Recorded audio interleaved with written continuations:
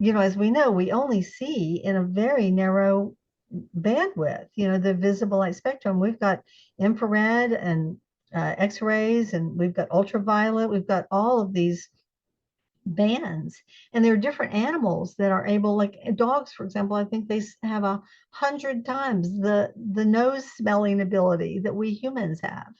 Uh, some of the amphibious beings, their eyes, and reptilian beings, their eyes move on 180 degrees, and they're able to pick up colors and things that we can't. So,